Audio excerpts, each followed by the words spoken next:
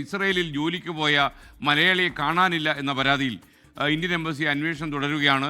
തിരുവനന്തപുരത്തെ കല്ലമ്പലം സ്വദേശി സുരേഷ് സുന്ദരേശനെയാണ് കാണാനില്ലെന്ന് ബന്ധുക്കൾ പോലീസിൽ പരാതി കൊടുത്തത്.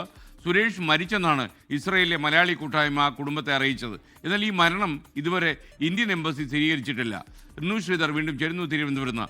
റിനു, വിവരങ്ങൾ.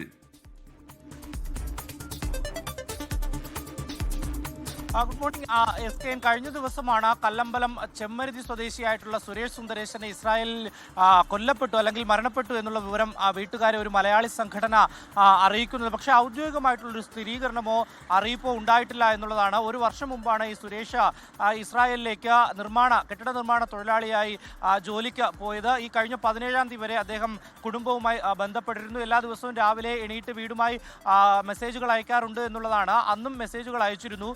പച്ചക്കറി വാങ്ങാൻ വേണ്ടി പുറത്തേക്ക് പോവുകയാണ്, ബോംബിംഗ് നടക്കുന്നുണ്ട് എന്നതടക്കമുള്ള വിവരങ്ങൾ കുടുംബവുമായി പങ്കിട്ടു എന്നുള്ളതാണ്. അതിനുശേഷം അദ്ദേഹവുമായി ഒരു തരത്തിലുള്ള വിവരവും കുടുംബത്തിന് ലഭിച്ചില്ല. തുടർന്നാണ് മലയാളി സംഘടനയെ ബന്ധപ്പെടുന്നത്. തുടർന്ന് ഈ ബോംബിങ്ങിൽ സുരേഷ് സുന്ദരേശൻ കൊല്ലപ്പെട്ടു എന്നുള്ള വിവരമാണ് ഈ മലയാളി സംഘടന കുടുംബത്തെ അറിയിച്ചിരിക്കുന്നത്. പക്ഷേ അത് അവരത്ര വിശ്വസിച്ചിട്ടില്ല എന്നുള്ളതാണ്. എന്തായാലും നിലവിൽ എംബസി വഴി പരാതി നൽകി അവർ അന്വേഷണം ആരംഭിച്ചിട്ടുണ്ട് എന്നുള്ള വിവരമാണ് നമുക്ക് ലഭിക്കുന്നത്. നിലവിൽ എംബസി വഴിയുള്ളൊരു സ്ഥിരീകരണമോ അറിയിപ്പോ ലഭിച്ചിട്ടില്ല എന്നുള്ളതാണ്. അതുകൊണ്ട് തന്നെ ഇന്ത്യൻ എംബസിയിൽ ബന്ധപ്പെടുകയും പരാതി നൽകുകയും ചെയ്തിട്ടുണ്ട്. അതിന്റെ അടിസ്ഥാനത്തിൽ അന്വേഷണം പുരോഗമിക്കുന്നു എന്നുള്ള വിവരമാണ് നമുക്കിപ്പോൾ ലഭിക്കുന്നത്. SKN.